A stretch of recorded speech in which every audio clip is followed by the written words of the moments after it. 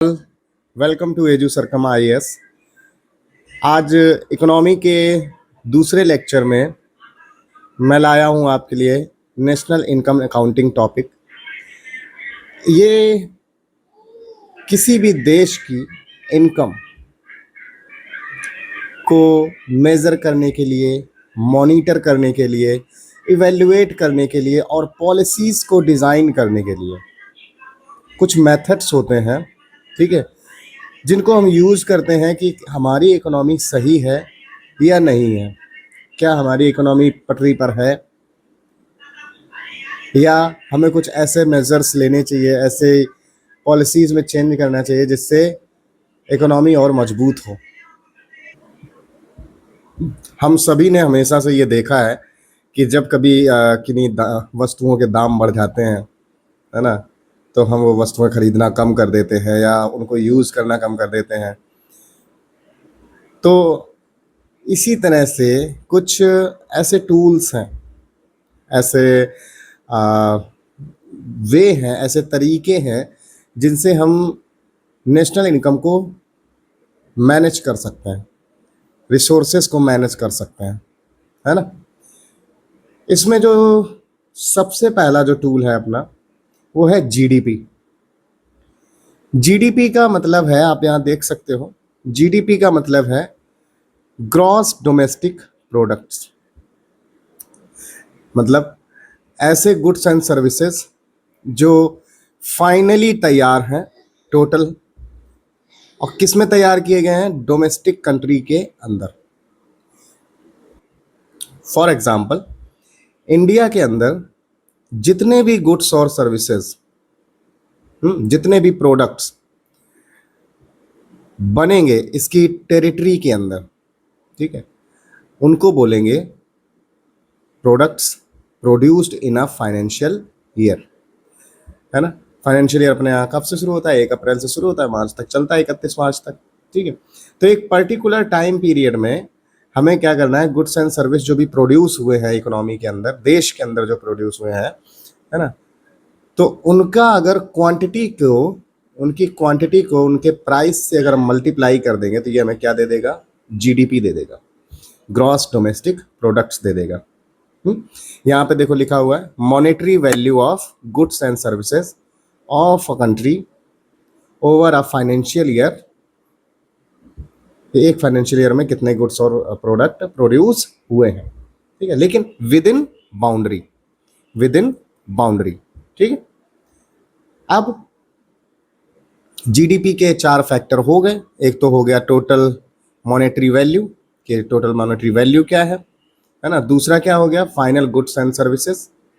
Final goods and services का मतलब जैसे कार है, कार को बनने के लिए पार्ट्स कहीं से अलग से आते हैं, कहीं टायर कहीं अलग से हैं, टायर किसी और कंपनी के हैं, है ना, तो उन सबको यूज करके क्या बनाई जा रही कार, तो कार जो है वो फाइनल प्रोडक्ट है, तो हम फाइनल गुड्स को और सर्विसेज को काउंट करेंगे जीडीपी के अंदर। तीसरा है एक फाइनेंशियल ईयर होना चाहिए, और चौथा क्या है, एक डोमेस्टिक मींस कंट्री के विद इन टेरिटरी होना चाहिए, ठीक है, तो इसको बोलेंगे जीडीपी। अब जीडीपी में मैंने बताता हूँ इंक्लूड क्या क्या होता है। तो इंक्लूड होते हैं मॉनेटरी वैल्यू, मैंने ऑलरेडी बता दिया। Final goods and services he include होते हैं, इंटरमीडिएटरी नहीं होते हैं। जैसे किसी चीज़ को बनने के लिए जो चीज़ों की ज़रूरत होगी किसी वस्तु को बनने के लिए, तो फाइनली जो तैयार वस्तु होगी उसको हम इंक्लूड करेंगे जीडीपी के अंदर। टेरिटोरियल वाटर जो होता है, टेरिटोरियल वाटर के अंदर जैसे मान लिया फिशरीज वगैरह है ना, समुद्र में मछली जो मछुआरे होते हैं जो मछली को ले मारते हैं, है ना, मछलियों का शिकार करते हैं, अगर वो इंडिया के टेरिटरी में आ रहे हैं तो वो इंडियन जीडीपी में काउंट होंगे। इसी तरह से एयर स्पेस और शिप, जो मरीन मरीन जो बिजनेस है, जो एयर स्पेस बिजनेस है, जैसे फॉर एग्जांपल एयर इंडिया है, उसकी फ़्लाइट्स यहाँ से इंडिया से बाहर भी जाती हैं और बाहर से इंडिया में भी आती हैं। लेकिन जो एयर इंडिया है उसको बना के कौन रखा है, एयर इंडिया का मालिक कौन है, वो इंडियन है, ठीक है, तो वो आएगा किसमें, जीडीपी में इंक्लूड होगा, ठीक है। फिशरीज का मैंने आपको एग्जांपल बता दिया, ठीक है। अगर कोई ऑयल एंड नेचुरल गैस अगर का जो भंडार है, तेल और नेचुरल गैसेस का भंडार है, अगर वो इंडियन टेरिटरी में आ रहा है तो उसको जीडीपी में काउंट करेंगे। ठीक है, इसके बाद में जो एम्बेसीज हैं, कॉन्सुलेट्स हैं और मिलिट्री इस्टेब्लिशमेंट हैं अब्रॉड में इंडिया के, वो भी जीडीपी में काउंट हो गए अगर वो कोई गुड्स एंड सर्विसेज प्रोड्यूस करते हैं तो। और इसके बाद में फाइनेंशियल ईयर होना चाहिए, तो वो जो होता है वो 1 अप्रैल से 31 मार्च तक होता है। जीडीपी में इंक्लूड क्या नहीं होता है, नॉन मॉनेटरी गुड्स नहीं इंक्लूड होते हैं। नॉन मॉनेटरी गुड्स वो होते हैं जिनको जिनके ऊपर क्या बोलें कि उनकी मूल्य कुछ नहीं होता है ना, उनकी मतलब प्राइस नहीं होती है ना, क्योंकि जीडीपी के लिए क्या चाहिए, प्राइस चाहिए, क्वांटिटी चाहिए। क्वांटिटी तो है यहाँ पे लेकिन प्राइस नहीं है। जैसे हम वॉलंटियर वर्क करते हैं, सेवा करते हैं, है ना, और हाउस होल्ड अगर कुछ सेवा करते हैं तो इसमें क्या है कि ये इंक्लूड नहीं करे जाएंगे जीडीपी के अंदर। इसके बाद इंटरमीडिएटरी गुड्स नहीं इंक्लूड किए जाएंगे। मैंने आपको कार के एग्जाम्पल में बताया, फिनिश्ड कार ही इंक्लूड करी जाएगी, बाकी नहीं इंक्लूड किया जाएगा। ठीक है, कि वो बनी किससे है, क्या मटेरियल लगा है, ये सब नहीं जीडीपी में काउंट होगा। ठीक है, इसके बाद में टेरिटोरियल होना चाहिए, और जो एम्बेसीज हैं, ठीक है, दूसरे देशों की अपने यहाँ पे हैं, वो नहीं जीडीपी में कोई तरह से इंक्लूड होंगी। ठीक, अब जीडीपी के 2 टाइप हैं, एक तो है रियल जीडीपी और दूसरा है आपका नॉमिनल जीडीपी। रियल जीडीपी क्या होता है कि इसमें एक बेस ईयर होता है, किसी एक पुराने साल को हम बेस मानते हैं, उस साल में देखते हैं, उस वर्ष में देखते हैं कि किस वस्तुओं का दाम क्या था, है ना, वस्तुओं का प्राइस क्या था, और उसको बेस बनाकर हम आज इस वर्ष में, करंट वर्ष को हम कंपेयर करते हैं कि दामों में कितनी बढ़ोतरी या घटोतरी हुई है। तो इसमें क्या है कि जो रियल जीडीपी होती है वो किसी बेस ईयर को लेके होती है, बेस ईयर पे बेस्ड होती है। नॉमिनल जीडीपी जो होती है वो करंट होती है, करंट ईयर पे, ये पूरा करंट ईयर में जो भी प्राइस है, क्वांटिटी है, वो जो प्रोड्यूस हो रही है वो नॉमिनल जीडीपी है। ओके, नॉमिनल जीडीपी में इन्फ्लेशन काउंट होता है और रियल जीडीपी में इन्फ्लेशन काउंट नहीं होता है। ठीक, तो जीडीपी को टाइप जो हो गए वो रियल और नॉमिनल 2 तरह के हो गए। रियल जो होगा वो किसी बेस ईयर से, जैसे अपने इंडिया में बेस ईयर 2011-12 है, उसी से कंपेयर करके देखते हैं कि हमारे प्राइस बढ़े हैं या घटे हैं। ठीक है, जीडीपी बढ़ी है या घटी है, real GDP. Nominal GDP quarterly आती है कि इस क्वार्टर में इतना टारगेट रखना है, इस क्वार्टर में इतना टारगेट रखना है, और ओवरऑल टारगेट करंट ईयर का इतना रखना है, तो वो आ जाती है तुम्हारी नॉमिनल जीडीपी में। ठीक है, इसके बाद आता है जीएनपी, ग्रॉस नेशनल प्रोडक्ट। ध्यान रखिए, इसका क्या मतलब है, ग्रॉस नेशनल प्रोडक्ट। ग्रॉस मतलब वही total monetary value, product means goods and services, और नेशनल मींस सिटीजन। अब यहाँ पे बाउंड्री का रिस्ट्रिक्शन नहीं है। डोमेस्टिक में क्या था कि बाउंड्री का रिस्ट्रिक्शन था, टेरिटरी का रिस्ट्रिक्शन था, लेकिन नेशनल प्रोडक्ट में, ग्रॉस नेशनल प्रोडक्ट के अंदर बाउंड्री का कोई सीन नहीं है। अगर कोई हमारा सिटीजन अब्रॉड में है और वो कमा रहा है, ठीक है, तो वो जीएनपी के अंदर काउंट होगा। अगर वो गुड्स एंड सर्विसेज प्रोड्यूस कर रहा है तो वो जीडीपी के अंदर काउंट होगा ओवर अ फाइनेंशियल ईयर। ठीक है, तो जीडीपी क्या है, ये टेरिटोरियल कॉन्सेप्ट है, और जीएनपी क्या है, ये बिना टेरिटरी का कॉन्सेप्ट है। बस सिटीजन होना चाहिए, जैसे मैं इंडियन हूँ, मैं जाके अमेरिका में कोई गुड्स एंड सर्विसेज प्रोड्यूस करने लगूँ तो वो जीएनपी में काउंट होगा। ठीक है, इसके बाद में बात करते हैं जीडीपी और जीएनपी में डिफरेंस की। तो सबसे बड़ा डिफरेंस यही है कि जो जीडीपी है वो डोमेस्टिक है और ये नेशनल मेजर है। इसमें सिटीजन होता है और नो बाउंड्रीज होती हैं। ठीक है, बियॉन्ड बाउंड्री आपके जो भी गुड्स एंड सर्विसेज प्रोड्यूस होंगे वो जीएनपी में इंक्लूड होंगे। ठीक है, और जीडीपी में क्या इंक्लूड होगा, टेरिटरी के अंदर जो भी कामकाज होगा, ठीक है, जो भी गुड्स एंड सर्विसेज प्रोड्यूस होंगे वो किस में इंक्लूड होंगे, वो जीडीपी के अंदर आएंगे। ठीक है, इसके बाद हमारा अगला जो पॉइंट रहता है वो net factor income from abroad रहता है। जीडीपी और जीएनपी के कॉन्सेप्ट्स के बाद हम आते हैं अगले टर्म पे, नेट NFIA। इसको बोलते हैं net factor income from abroad. ये कॉन्सेप्ट है, देखना इसको। इसका जो फॉर्मूला है वो है GNP माइनस GDP। अब इसको समझेंगे कैसे। देखो, हमारे इंडियन कंपनीज फॉरेन में भी हैं, ठीक। और फॉरेन की कंपनीज इंडिया में भी हैं। अब अगर कोई इंडियन कंपनी फॉरेन में ज़्यादा अर्न करती है ना, मतलब इंडिया की जो अर्निंग है, इंडियन अर्निंग जो है, इंडियन कंपनी की जो अर्निंग है वो ग्रेटर देन फॉरेन कंपनी है, फॉरेन कंपनी जो अपने यहाँ खुली है, तो इस केस में जो NFIA होगा वो कैसा होगा, पॉजिटिव, ठीक, हमें फ़ायदा होगा। कन्वर्जली अगर देखें तो अगर इंडियन कंपनी को जो अर्निंग हुई है वो लेस देन फॉरेन कंपनी है, मतलब इंडियन ने जो अर्निंग करी बाहर विदेश में वो कम है, वजह किन से, जो फॉरेन कंपनीज ने अपने यहाँ से करी अर्निंग, ठीक है, अर्निंग। तो इस केस में जो NFIA होगा वो कैसा होगा, नेगेटिव होगा, समझ लो, है ना। इस केस में जो NFIA होगा वो कैसा होगा, नेगेटिव होगा। एक एग्जांपल लेते हैं, एग्जांपल देखो, मान लो इंडिया की जो GDP है, ठीक, किसी फाइनेंशियल ईयर में है 10 ट्रिलियन, 10 ट्रिलियन है, ठीक है, डॉलर ले लो, 10 ट्रिलियन डॉलर है, ठीक। और NFIA जो है वो है 0.5 ट्रिलियन डॉलर, ठीक। इसका मतलब क्या है, NFIA प्लस में है, इसका मतलब ये है कि जो इंडिया सिटीजन है उन्होंने ज़्यादा कमाया है किनसे, फॉरेनर्स से, जो कि अपने यहाँ कंपनीज हैं, ठीक है।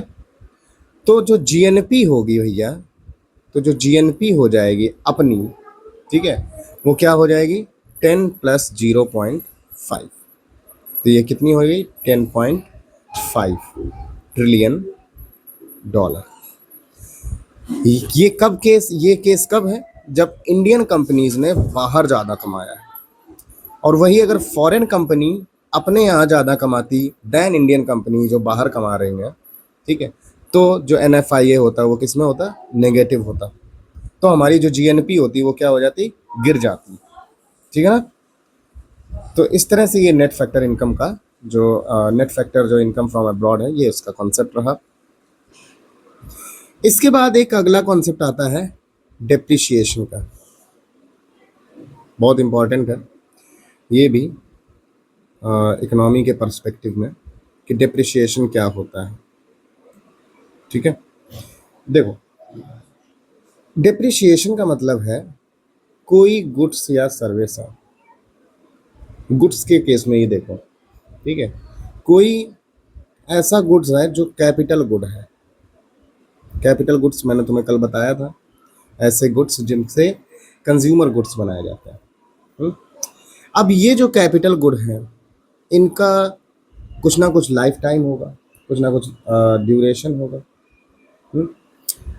तो उस ड्यूरेशन के दौरान इनके अंदर क्या होगा, इनको जब हम यूज़ करेंगे गुड्स को प्रोड्यूस करने के लिए, ठीक है, तो इनकी क्षमता में धीरे धीरे क्या आएगी, कमी आएगी, कभी मेंटेनेंस करना पड़ेगा, कभी कुछ खराबी होगी तो इसको देखना भी पड़ेगा, है ना। तो ये जो मेंटेनेंस और ये जो खर्चा आ रहा है इसको मैनेज करने में, ठीक है, वो क्या है, इस कैपिटल गुड की वैल्यू में, वैल्यू इसकी क्या हो रही है, कमी आ रही है, इसकी वैल्यू में क्या आ रही है, कमी आ रही है, ठीक। तो कैपिटल गुड्स की कमी में जो आती है किसकी वजह से आती है, वियर एंड टीयर की वजह से, wear and tear, wear and tear मतलब यूज कर रहे हैं, है ना। तो इसी को, जो ये कमी आई है वैल्यू में, इसी को बोलते हैं डेप्रिशिएशन, ठीक। फॉर एग्जांपल, कोई एक फैक्ट्री है, ठीक है, जिसमें एक मशीन है, एक फैक्ट्री है जिसमें एक मशीन है, ठीक है, उसकी कीमत कितनी है, 10 लाख है, हो गए 10 लाख, ठीक। कितनी कीमत है उसकी, 10 लाख है, और जो उसकी लाइफ स्पैन है वो कितनी है, 10 ईयर्स है, उसकी लाइफ इतनी है।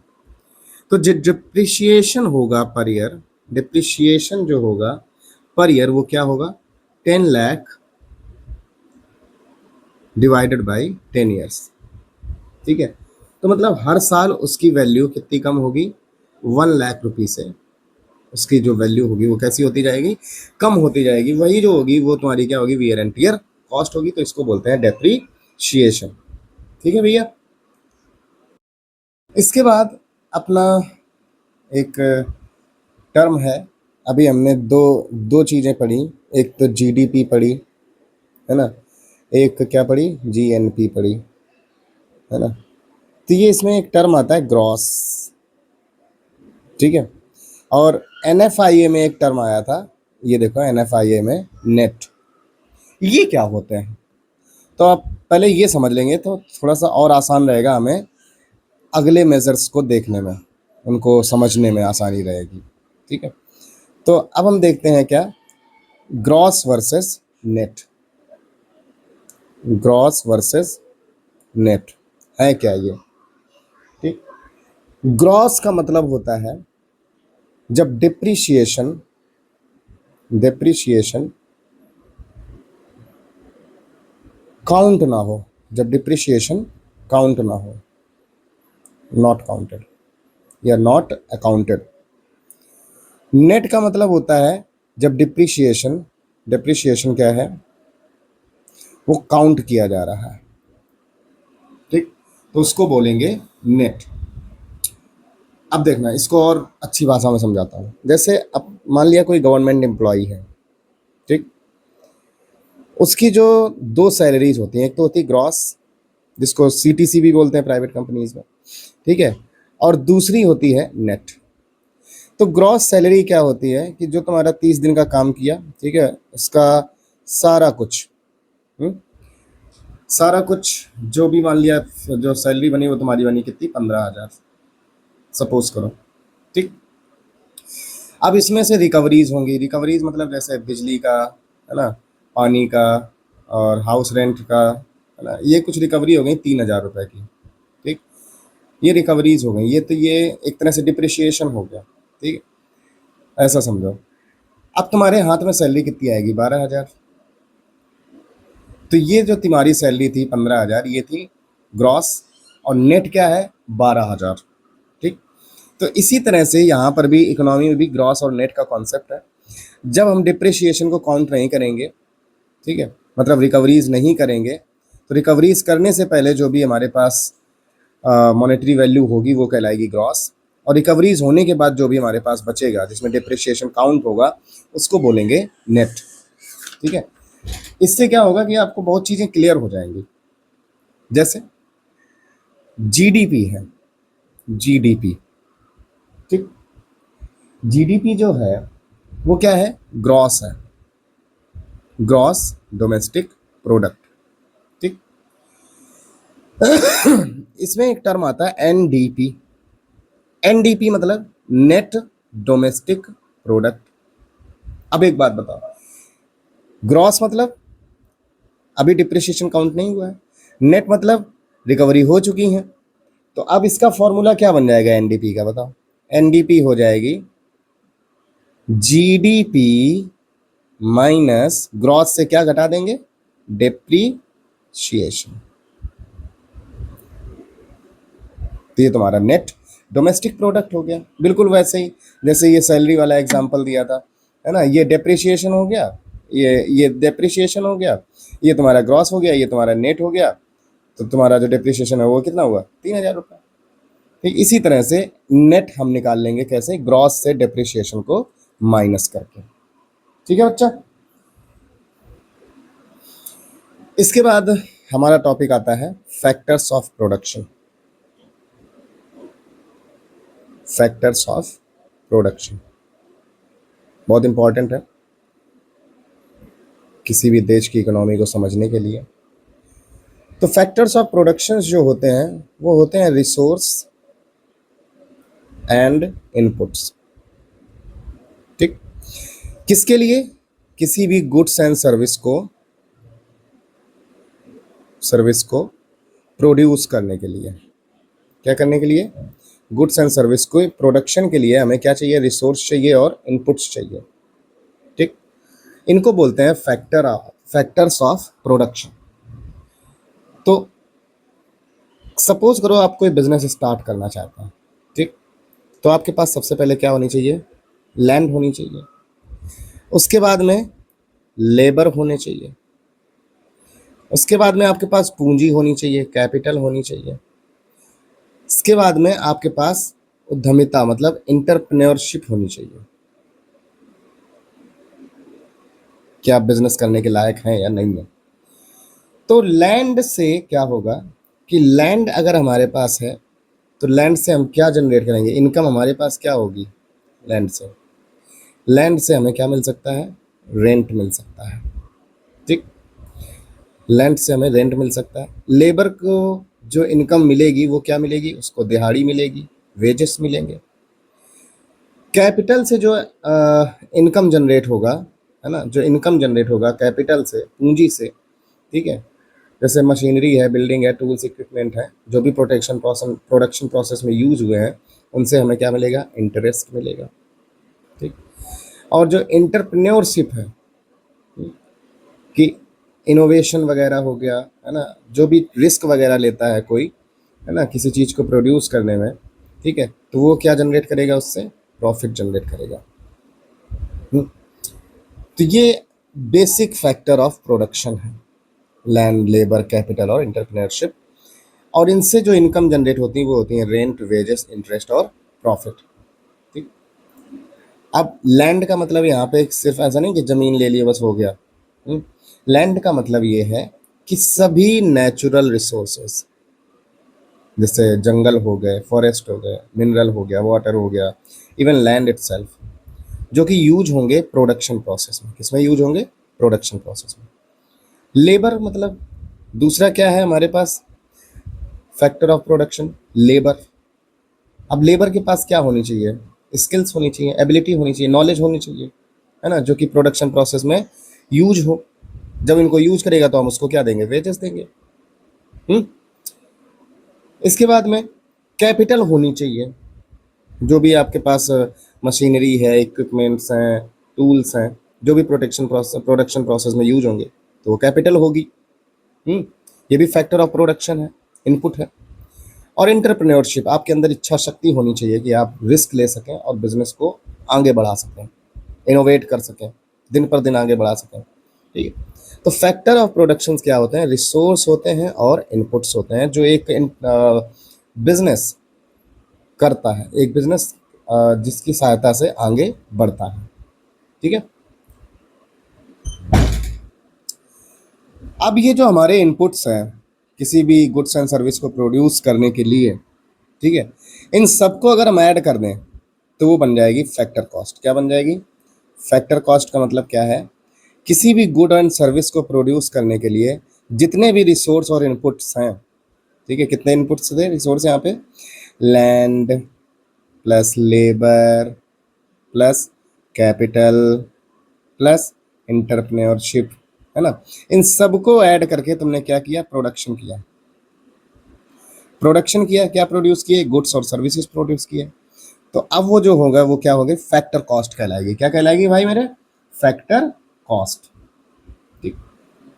अब यही फैक्टर कॉस्ट डिसाइड करती है कि जो हमने प्रोड्यूस किया है उसका प्राइस क्या होगा, हम्म और हमारा प्रॉफिट क्या होगा, क्योंकि बिना प्रॉफिट के तो हम नहीं बिजनेस कर सकते ना। तो प्रॉफिट और प्राइस, है ना, इनको दोनों को मिक्स करके, ठीक है, जो आएगा वो क्या कहलाएगा? Market price. क्या कहलाएगा? Market price. मार्केट प्राइस मतलब इसको भी ध्यान में रखना है और फैक्टर कॉस्ट को भी ध्यान में रखना है, और एम मतलब एक प्राइस रखना है किसी गुड्स का, ठीक है, जिससे हम उस फिक्स प्राइस पे हम उसको मार्केट में क्या कर सकें? सोल्ड कर सकें, सेल कर सकें, ठीक है। तो इसको बोलेंगे मार्केट प्राइस। या हम सिंपली कह सकते हैं कि मार्केट प्राइस क्या हो जाएगा? Factor cost, factor cost plus indirect tax. अब देखो ये नई चीज आई, और माइनस सब्सिडीज, ठीक। अब समझना है इसको थोड़ा सा। अब यहाँ पे दो नए टर्म हमें मिल गए, इनडायरेक्ट टैक्स और सब्सिडीज। देखना, एमपी डिपेंड कर रहा है factor cost indirect taxes minus subsidies पे। ठीक, अब सोचो कि अगर टैक्सेस बढ़ जाए प्रोडक्शन पे, ठीक है, प्रोडक्शन फैक्ट्री क्या कर रही है, प्रोड्यूस कर रही है ना, बिजनेस प्रोड्यूस कर रहा है, अगर उस पर टैक्सेस बढ़ जाए, ठीक, तो प्राइस जो होंगे, जो उसको बनाने की जो कॉस्ट आएगी, प्राइस नहीं, पहले कॉस्ट देखते हैं। तो अगर टैक्सेस बढ़ा रही है गवर्नमेंट, ठीक है, एक्साइज ड्यूटी लगा रही है, जीएसटी लगा रही है, फलाना ढिकाना, ठीक है, तो क्या होगा कि जब टैक्सेस बढ़ जाएंगे, तो कॉस्ट बढ़ जाएगी, प्रोडक्शन की कॉस्ट बढ़ जाएगी, कॉस्ट बढ़ जाएगी। तो क्या होगा, कॉस्ट बढ़ने पे प्राइस जो है, मार्केट प्राइस, वो बढ़ जाएगा। ठीक, इसके बाद अगर सब्सिडीज दे दे गवर्नमेंट, सब्सिडीज का, ये तो हो गए इनडायरेक्ट टैक्सेस, इनडायरेक्ट टैक्सेस, ठीक है, अगर सब्सिडीज दे दे प्रोडक्शन में, मतलब किसी फैक्ट्री को राहत प्रदान कर दे, ठीक है, सब्सिडीज दे दे, तो क्या होगा, फैक्टर कॉस्ट जो है वो कैसी हो जाएगी, कम हो जाएगी। ऑब्वियस सी बात, मार्केट प्राइस क्या होगा, गिर जाएगा। ठीक है, तो ये बड़ा ही इंपॉर्टेंट टर्म था फैक्टर कॉस्ट के लिए, इनडायरेक्ट टैक्स और सब्सिडीज का। टैक्स मतलब बर्डन किनके ऊपर, प्रोड्यूसर्स के ऊपर। सब्सिडीज मतलब इनको राहत, ताकि ये प्रोडक्शन ज़्यादा से ज़्यादा कर सके। ठीक है, तो इस तरह से टैक्स और सब्सिडीज से मार्केट प्राइस कंट्रोल होता है। ठीक है, फैक्टर कॉस्ट बढ़ेगी तो मार्केट प्राइस बढ़ जाएगा, फैक्टर कॉस्ट घटेगी तो मार्केट प्राइस घट जाएगा। अब अगर हम इसी कॉन्सेप्ट को अपने आगे इसको यूज करें, तो जीडीपी अगर हमारी जो होगी किस पे, मार्केट प्राइस पे, वो क्या होगी, जीडीपी एट फैक्टर कॉस्ट, है ना, plus indirect taxes minus subsidies. ठीक, इसी तरह से जीएनपी भी हो जाएगी, इसी तरह से एनडीपी भी हो जाएगी, इसी तरह से एनएनपी भी हो जाएगी। बस तुम्हें क्या करना है, इनके साथ में ऐसे, बस वेरी इजी, सबके मार्केट प्राइस को निकाल लो। तो क्या करेंगे, बस जो भी है, जीडीपी है तो जीडीपी का फैक्टर कॉस्ट, यहाँ जीएनपी है तो GNP eight factor cost plus ये माइनस ये, है ना, यहाँ एनडीपी है तो NDP at factor cost plus taxes minus subsidies. ठीक, इसी तरह एनएनपी है, नेट नेशनल प्रोडक्ट है, eight factor cost plus taxes minus subsidies. तो इस तरह से ये चार फॉर्मूले, अब इनको तुम्हें रटने की जरूरत नहीं है, ये बस याद रखना कि हाँ कॉन्सेप्ट क्या है, ठीक, कैसे फैक्टर कॉस्ट पे डिपेंड करता है मार्केट प्राइस। ठीक है, इसके बाद में आता है जीडीपी डिफ्लेटर, जीडीपी डिफ्लेटर, ठीक है, ये एक मेजर है ओवरऑल प्राइस चेंज का, ओवरऑल प्राइस चेंज का। ठीक है, अगर overall level of price change होगा, ठीक है, इंक्रीज होगा, तो जीडीपी डिफ्लेटर भी क्या होगा, इंक्रीज होगा। ठीक है, डिफ्लेटर क्या होगा, इंक्रीज होगा। इसको थोड़ा सा एग्जांपल से समझते हैं। ठीक है, जीडीपी डिफ्लेटर का एक फॉर्मूला है, जीडीपी डिफ्लेटर का ये है, current year price upon base year price multiply by 100। अब करंट ईयर में जो प्राइस होता था वो क्या होता था बच्चा, वो होती थी कौन सी जीडीपी होती थी, ऊपर पड़ी है, नॉमिनल जीडीपी। ठीक, और बेस ईयर प्राइस पे कौन सी जीडीपी होती थी, रियल जीडीपी, है ना। तो इसको हम क्या लिख सकते हैं, जीडीपी डिफ्लेटर का जो फॉर्मूला हो गया वो क्या हो गया, nominal GDP upon real GDP multiply by 100। ठीक, अब अगर प्राइस राइज होगा, जो price rise level of price rise है, ठीक है। ओवरऑल अगर प्राइस राइज होगा तो जीडीपी डिफ्लेटर क्या होगा, बढ़ेगा, है ना। ओवरऑल ध्यान रखना, ओवरऑल मेजर है जो जीडीपी डिफ्लेटर है, पूरा सब कुछ मेजर करना है उसमें, ठीक है। अगर ये घटेगा तो जीडीपी डिप्लेटर क्या होगा, वो डिक्रीज होगा, ठीक है। अब देखते हैं नेशनल इनकम के कॉन्सेप्ट को। नेशनल इनकम क्या होती है, ठीक है। नेशनल इनकम होती है कि जितना भी सिटीजन ने, किसने, सिटीजन ने एक फाइनेंशियल ईयर में इनकम अर्न किया है, ठीक। सिटीजन ने एक फाइनेंशियल ईयर में जितना इनकम अर्न किया है उसको बोलते हैं नेशनल इनकम, और इसको कैलकुलेट करते हैं।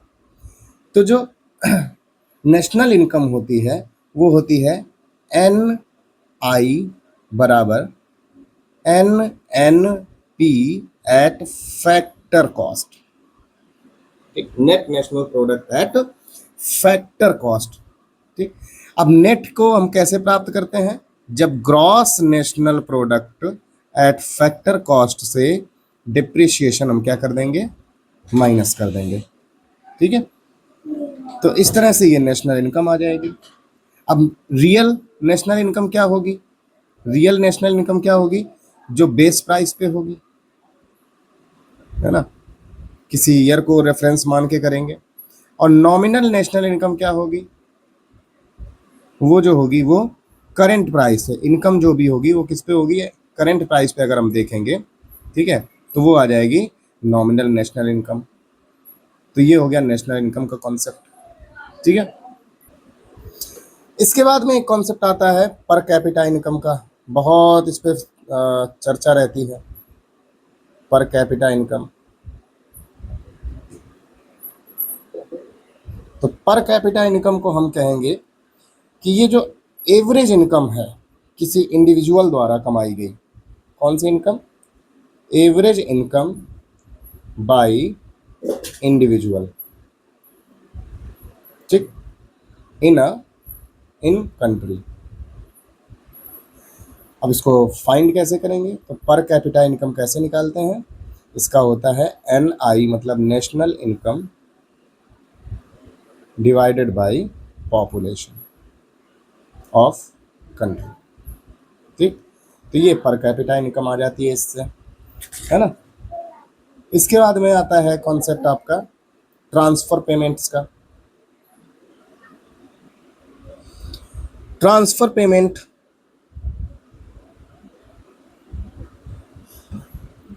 ट्रांसफर पेमेंट्स क्या होते हैं, ये असिस्टेंस होता है, असिस्टेंस बाय गवर्नमेंट, किसको, इंडिविजुअल लोगों को भी और कंपनीज को भी, ठीक। मतलब ये हुआ कि असिस्ट करेगी गवर्नमेंट इंडियन इंडिविजुअल को, है ना, सिटीजन को और किसी कंपनी या एंटिटी को भी, लेकिन किसी भी तरह का एक्सचेंज नहीं होगा गुड्स एंड सर्विसेज का, no exchange of goods and services. तो इनको बोलेंगे ट्रांसफर पेमेंट्स, मतलब किसी भी गुड्स एंड सर्विसेज का एक्सचेंज ना होगा, लेकिन असिस्टेंस प्रोवाइड कराया जाएगा किसकी तरफ से, गवर्नमेंट की तरफ से। एग्जांपल्स क्या हो गए इसके, ओल्ड एज पेंशन हो गई, ओल्ड एज पेंशन हो गई, स्कॉलरशिप हो गई, मिलती है बच्चों को, है ना, स्कॉलरशिप हो गई, और जैसे कोई भी बेनिफिशियल वेलफेयर प्रोग्राम्स के लिए जो भी पैसा ट्रांसफ़र करती है, असिस्ट करती है गवर्नमेंट, तो उनको हम बोलते हैं ट्रांसफ़र पेमेंट, ठीक है। आप कॉन्सेप्ट देखते हैं पर्सनल इनकम का।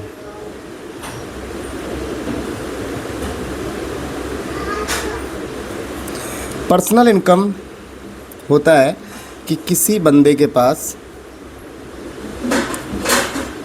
कितना उसने इनकम उसको रिसीव हुआ है, किसी बंदे को कितना इनकम रिसीव्ड हुआ है उसको बोलेंगे पर्सनल इनकम।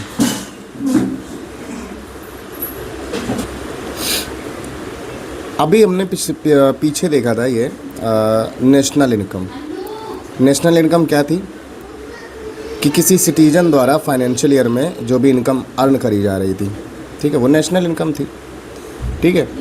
लेकिन पर्सनल इनकम क्या है कि पर्सनल इनकम में आप गवर्नमेंट जो असिस्ट भी करती उसको भी काउंट करेंगे, ठीक है। तो पर्सनल इनकम जो होगी वो होगी national income plus transfer payments जो गवर्नमेंट करती है वेलफेयर के लिए, ठीक है। लेकिन कुछ पार्ट कॉरपोरेट्स के पास रखती भी है रिज़र्व करके, ठीक है, ताकि फ्यूचर में उनको यूज किया जा सके और इंडिविजुअल को मतलब लोगों को उससे पे नहीं किया जाता है, ठीक है। तो इसमें क्या करेंगे, माइनस कर देंगे कॉरपोरेट रिटेन्ड अर्निंग्स, ठीक है।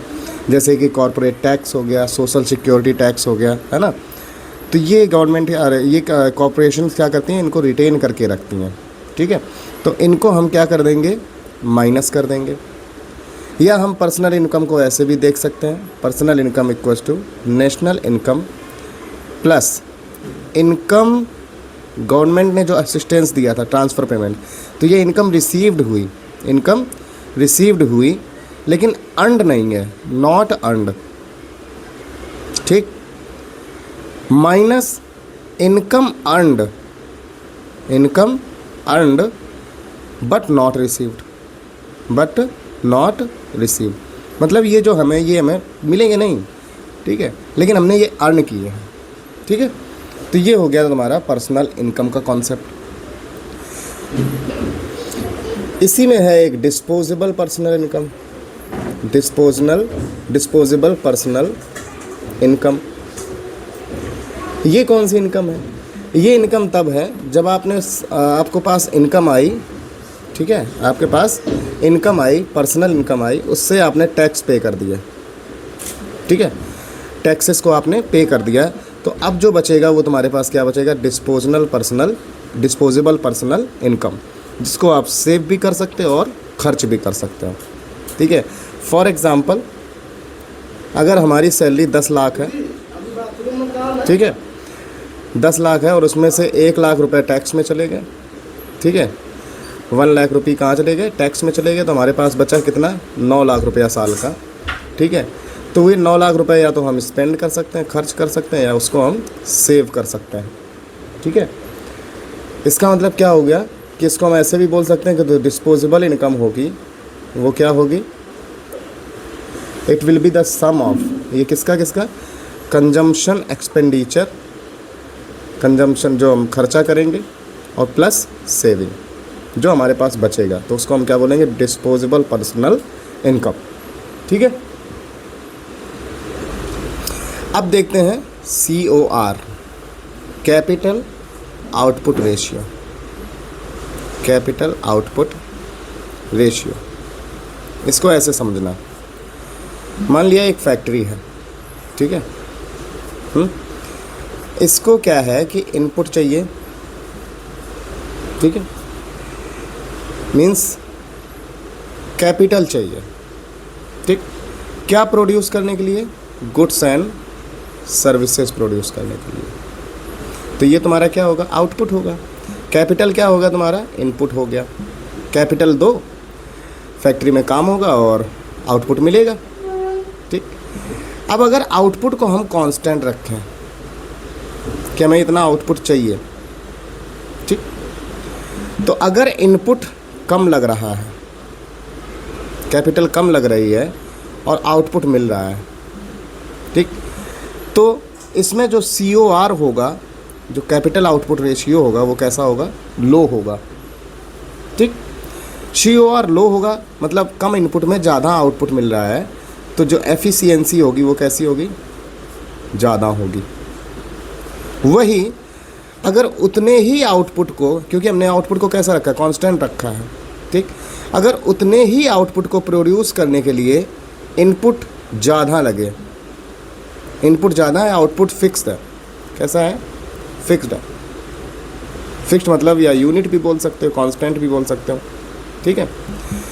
तो ज़्यादा इनपुट लग रहा है उतने ही आउटपुट को प्रोड्यूस करने के लिए, तो यहाँ पे जो COR होगा वो कैसा होगा, ज़्यादा होगा, और एफिशिएंसी कैसी होगी भैया, कम होगी।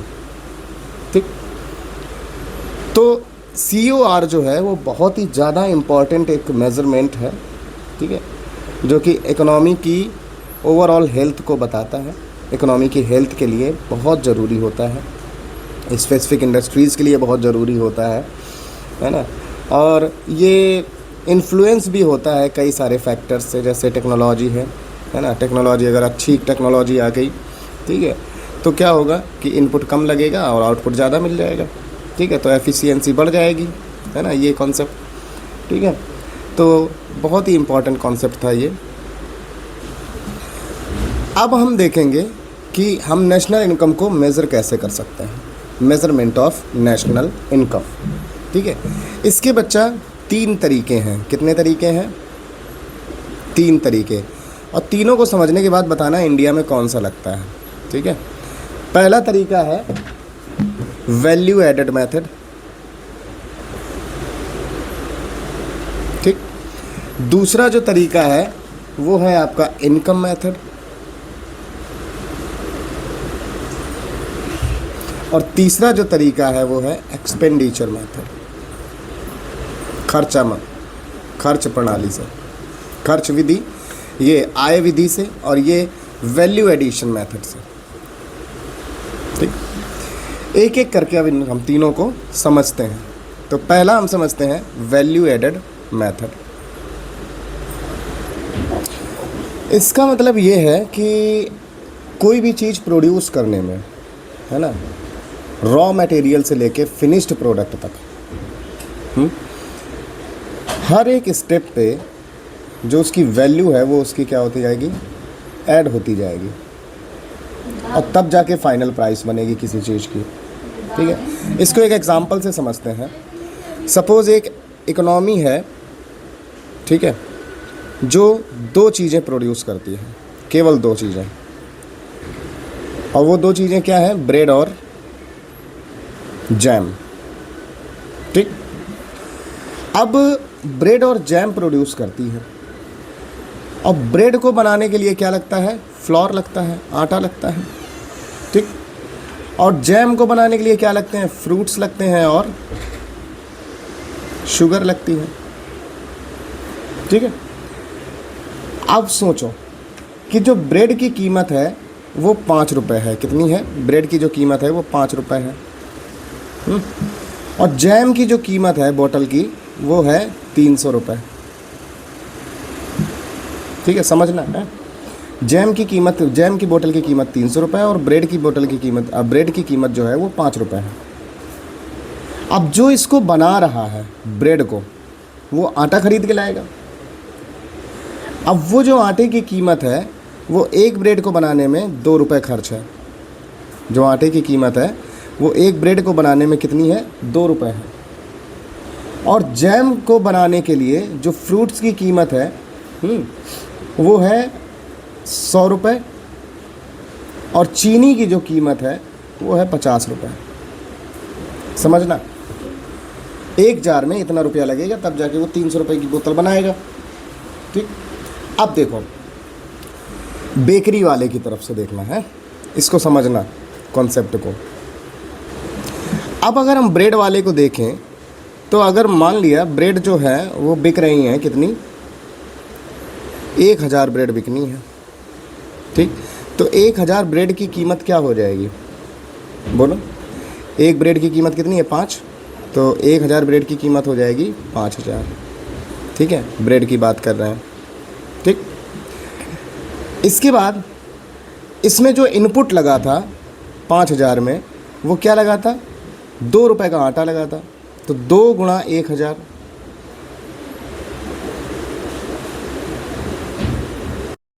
अब ये जो ब्रेड बना रहा है, सपोज़ करो ये ब्रेड मेकर है या इसकी बेकरी है, ठीक है, और ये जैम मेकर है, ठीक। अब वैल्यू एडिशन देखेंगे। मान लिया इसने बेकरी वाले ने 1000 ब्रेड बेची, ठीक। ब्रेड सेल जब करेगा वो 1000, तो एक ब्रेड कितने की है? 5 रुपए की। तो 5 गुणा 1000 कितना हो गया? 5000 रुपये की ब्रेड हो गई। उसने इतनी ब्रेड सेल्स कर दी, इतने रुपए की ब्रेड सेल कर दी। ठीक, अब वैल्यू एडेड निकालेंगे कि इसने वैल्यू क्या ऐड करी। तो वैल्यू एडेड क्या हो गई? Value added by bakery owner क्या हो जाएगी? 5000 माइनस एक ब्रेड को बनाने के लिए 2 रुपये लग रहे, 2 रुपये का आटा लग रहा था, 2 गुणा 1000। तो वैल्यू जो उसने ऐड करी वो कितनी ऐड करी? 3000 रुपये। ठीक, अब आते हैं जैम मेकर को तरफ। जैम मेकर के लिए, तो जैम मेकर ने मान लिया 100 जार बेचे। ठीक, 1 जार 100 जार बेचे उसने। ठीक है, और 1 जार उसको कितने का पड़ रहा था? 30 रुपये का। तो 100 जार कितने के हो गए? 300 रुपये का पड़ रहा था। तो 100 जार कितने के हो गए? 30,000 रुपये के। ठीक है, हो गए कि नहीं हो गए? अब वैल्यू एडेड निकालेंगे, जो इनपुट इसमें लगा है उसको माइनस करेंगे। तो वैल्यू एडेड क्या हो जाएगी? 30,000 से माइनस करेंगे क्या? 100 रुपये फ्रूट्स वाले और 50 रुपये शुगर वाले। ठीक है, तो 100 प्लस 50 कितना हो जाएगा? 150। और कितने यूनिट हमने बेचे थे? 100, है ना? तो ये कितना हो गया? 15,000। तो 30,000 में से 15,000 गया, कितने बचे? 15,000। तो ये वैल्यू एडेड हो गई। किसने ऐड करी? जैम मेकर ने। अब टोटल अगर हम इकोनॉमी देखें तो इसकी जो नेशनल इनकम होगी इस इकोनॉमी की, इनकम जो होगी वो क्या होगी? Value added. ठीक, तो वैल्यू एडेड दो इकोनॉमी में 2 ही एक्टिविटी हो रही थी। एक तो क्या हो रही थी? एक तो ब्रेड वाली और एक जैम वाली। तो ब्रेड वाले ने कितना कमाया था? कितनी वैल्यू ऐड करी थी? 3000।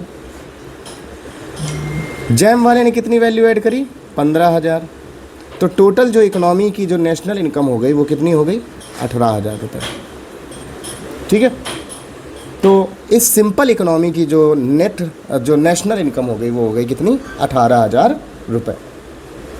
और वो क्या है?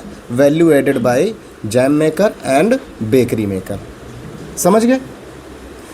अच्छे से समझने के लिए दोबारा देख लेना, इसको रिवाइंड करके भी देख लेना।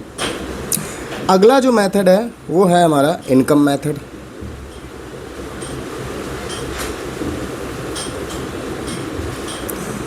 ध्यान से देखना, इसमें एक शब्द है इनकम। इनकम क्या होती थी? इनकम हमें मिलती थी फैक्टर ऑफ प्रोडक्शन से। ठीक है, तो फैक्टर ऑफ प्रोडक्शन हमारे पास क्या क्या थे?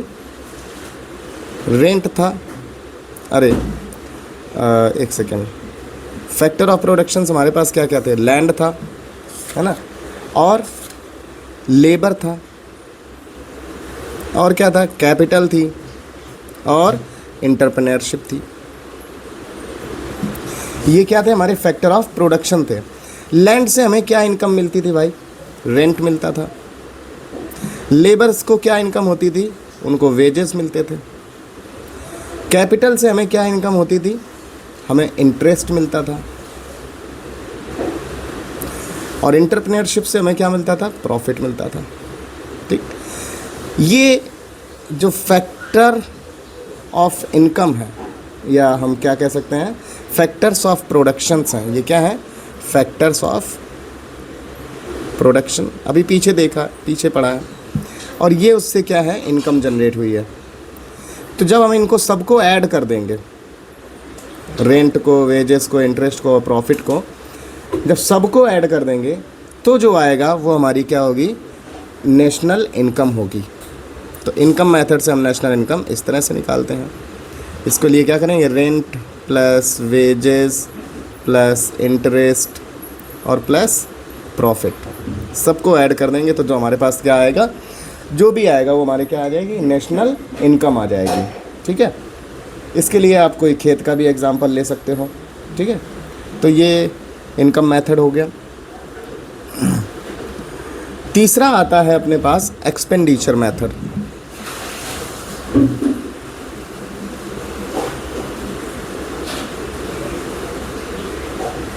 थर्ड जो है वो क्या है, एक्सपेंडिचर मेथड। इस मेथड में जो हम नेशनल इनकम को नेशनल इनकम को फाइंड करने के लिए इस मेथड से नेशनल इनकम हम फाइंड करेंगे। किस तरह से, एक्सपेंडिचर को देख के, ठीक है, हम खर्च कैसे कर रहे हैं। तो नेशनल इनकम जैसे मान लिया NI, ठीक है, तो ये होगी किसके बराबर, ये होगी कंजम्पशन एक्सपेंडिचर, ये खर्चा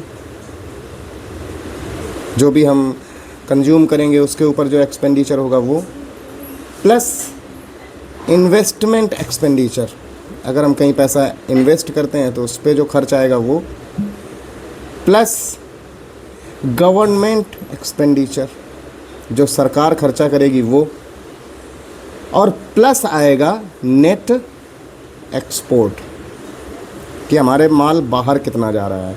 नेट एक्सपोर्ट का मतलब है export minus import.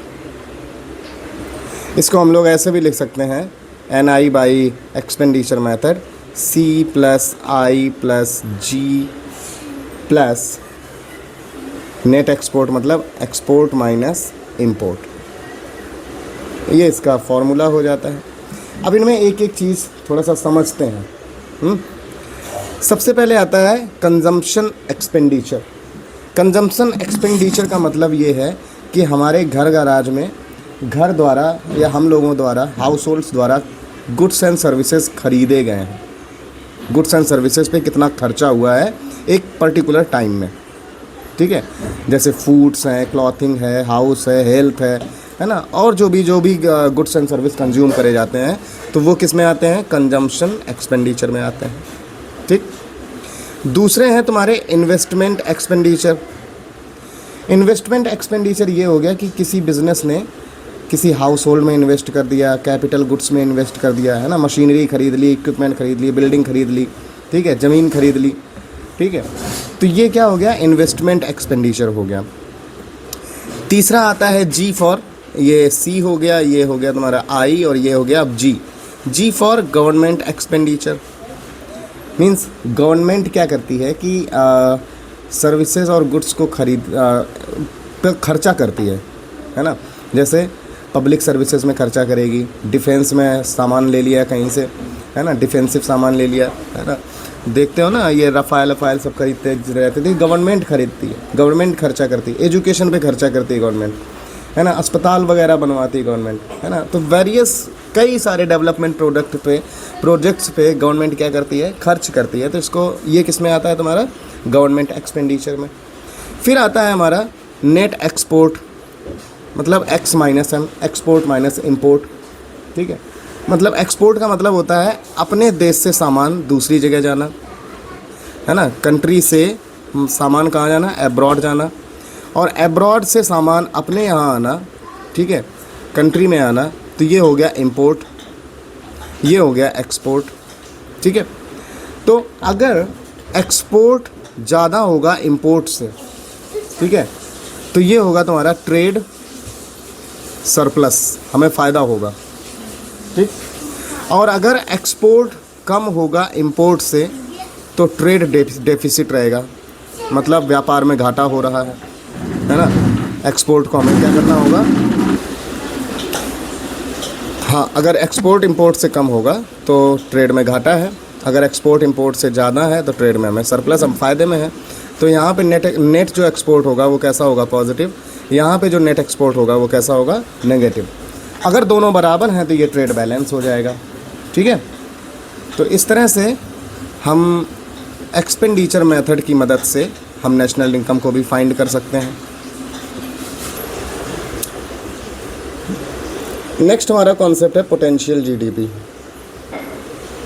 Potential GDP मतलब कितना हमारी क्षमता है, कितना हमारा जीडीपी को कंट्रोल या जीडीपी जनरेट करने की हमारी जो क्षमता है उसको बोलते हैं पोटेंशियल जीडीपी, ठीक है, या पोटेंशियल आउटपुट। कितना आउटपुट हम प्रोड्यूस कर सकते हैं, कब, जब फुल एम्प्लॉयमेंट या फुल यूटिलाइजेशन हो चीज़ों का। फुल यूटिलाइजेशन मतलब 100% कैपेसिटी पे जब कोई चीज़ें रन करेंगी तो हमें कौन सी जीडीपी मिलेगी? पोटेंशियल जीडीपी मिलेगी। ठीक, सपोज एक कंट्री है जिसमें 10 मिलियन लोग हैं,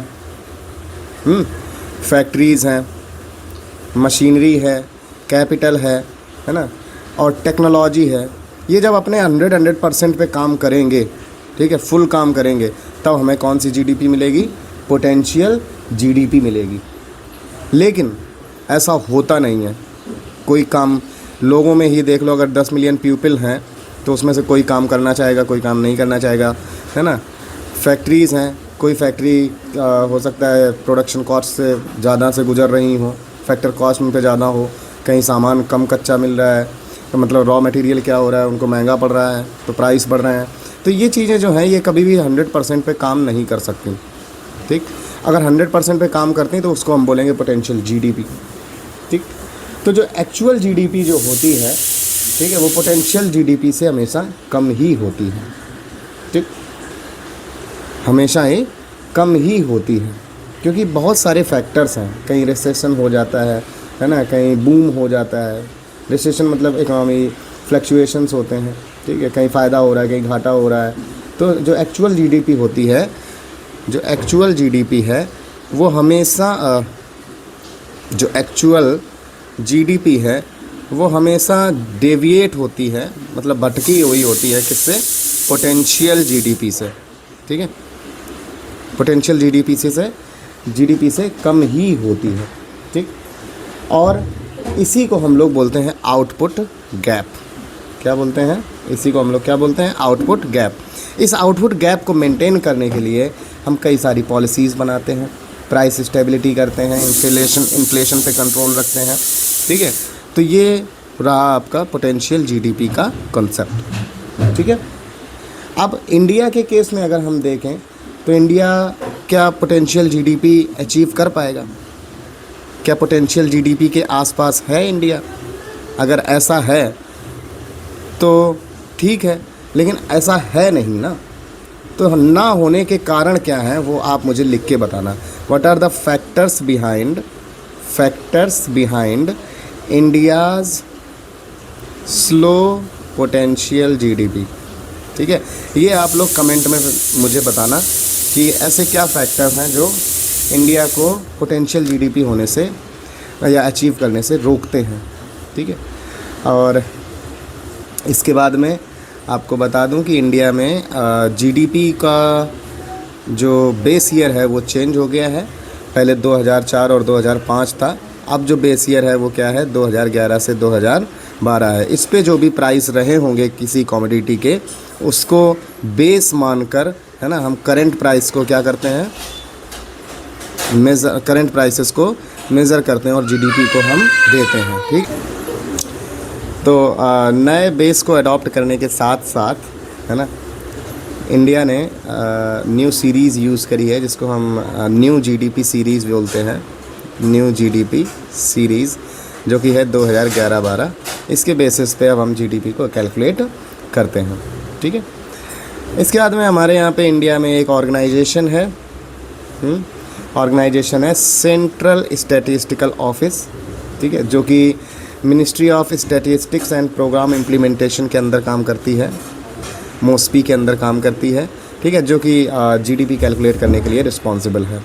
ठीक है, और एक और साइट है नेशनल सैंपल सर्वे ऑफिस, वो भी रिस्पॉन्सिबल है लार्ज स्केल सर्वेस करने के लिए, वेरियस सोशियो इकोनॉमिक इंडिकेटर्स पे काम करने के लिए। ठीक है, और यही इसी तरह के डेटा कलेक्शन का काम करते हैं ये दोनों, एनएसएसओ और एनएसओ ही पहले, एनएसओ जो है अब वही पहले एनएसएसओ था। ठीक है, तो इस तरह से इस चैप्टर का जो इम्पॉर्टेंट पार्ट था वो हम लोगों ने कवर कर लिया है। कुछ 2-3 चीज़ें हैं जो कि मिसलेनियस है, वो मैं आपको बता देता हूँ। एक रिसेंट में अभी चला है ग्रीन जीडीपी का कॉन्सेप्ट। ठीक है, तो ग्रीन जीडीपी क्या होती है? ग्रीन जीडीपी का मतलब ये है जो ट्रेडिशनल जीडीपी है अपनी, ठीक है, जो हम लोग हर साल कैलकुलेट करते हैं। ठीक है, ट्रेडिशनल जीडीपी से हम इन्वायरमेंटल कॉस्ट को क्या कर देंगे? माइनस कर देंगे। एनवायरनमेंट कॉस्ट को माइनस कर देंगे तो हमें कौन सी जीडीपी मिलेगी? ग्रीन जीडीपी मिलेगी। ठीक है, मतलब हम इसका मतलब ये है हमारी जीडीपी बढ़ रही है लेकिन हमारे एनवायरनमेंट को कोई भी नुकसान नहीं हो रहा है। ठीक है, तो इसको हम बोलेंगे ग्रीन जीडीपी। इसके बाद में अगला आता है शैडो इकोनॉमी। ये भी कॉन्सेप्ट बहुत अच्छा है शैडो इकोनॉमी का। शैडो इकोनॉमी जैसे आप अपने आसपास देखते हो, स्ट्रीट वेंडर्स हैं, ठेली रेडी वाले हैं, ठीक है, जिनको कोई भी लाइसेंस नहीं चाहिए, है ना, और कोई भी टैक्स नहीं पे करते हैं अपनी अर्निंग्स पे। ठीक है, तो बहुत सारा एक बहुत बड़ा अमाउंट जो है वो जीडीपी के अंदर कैलकुलेट होने से बच जाता है, तो इसको हम बोलते हैं शैडो इकोनॉमी। एग्जांपल क्या हो गया? स्ट्रीट वेंडर्स हो गए। ठीक है, लेकिन अब गवर्नमेंट भी इनको अपने अंडर लाने की कोशिश कर रही है। कैसे? देखो, अपन लोग क्या करते हैं कि जहाँ जाते हैं, अब किसका यूज़ करते हैं? ऑनलाइन पेमेंट का यूज़ करते हैं। ठीक, जिसके पास ऑनलाइन पेमेंट है नहीं, कैश लेके तो चलते नहीं है। तो गवर्नमेंट क्या कर रही है? धीरे धीरे इनको भी टैक्सेबल इनकम के टैक्सेबल इनकम के क्षेत्र में लाने की कोशिश कर रही है। ज़्यादा से ज़्यादा पैसा अकाउंट में रहेगा तो गवर्नमेंट कभी भी यूज़ कर सकती है ना। एक बात बताओ, यूपीआई हमारे लिए अच्छा है या बुरा? अच्छा ये इसलिए है क्योंकि हमें ईज़ प्रोवाइड करती है ताकि हम ईज़िली ट्रांजैक्शंस कर सकें। लेकिन एक चीज़ देखो गवर्नमेंट की साइड से कि अगर सारा पैसा बैंक के पास रहेगा, है ना, ऑनलाइन ट्रांजैक्शन में सारा पैसा बैंक टू बैंक ही ट्रांसफ़र होता है, सारा पैसा अगर बैंक के पास रहेगा तो उसके पास ज़्यादा होगा इन्वेस्टमेंट करने के लिए, लेंडिंग करने के लिए बैंक के पास ज़्यादा पैसा होगा। ठीक है, और ऊपर से ये जो छोटे छोटे बिजनेसेस हैं ये भी गवर्नमेंट की आंखों के अंदर इनकी रेंज में आ जाएंगे, तो इनको भी टैक्सेबल किया जा सकता है इन द फ्यूचर। तो यूपीआई से हमें फ़ायदा भी है और नुकसान भी है। ठीक है, हम कैश लेके नहीं चल सकते। ठीक है, तो हम अगर कैश लेके चलते हैं तो हमें आउटडेटेड माना जाता है ना। तो ये रहा हमारा आज का दूसरा चैप्टर जिसमें हमने इतनी सारी चीज़ें पढ़ी और आशा करता हूँ आपको सारी चीज़ें समझ में आएंगी। अगर कोई चीज़ में किसी भी टॉपिक में किसी भी बिंदु पर अगर आपको डाउट है तो आप मुझसे पूछ सकते हो, कमेंट कर सकते हो।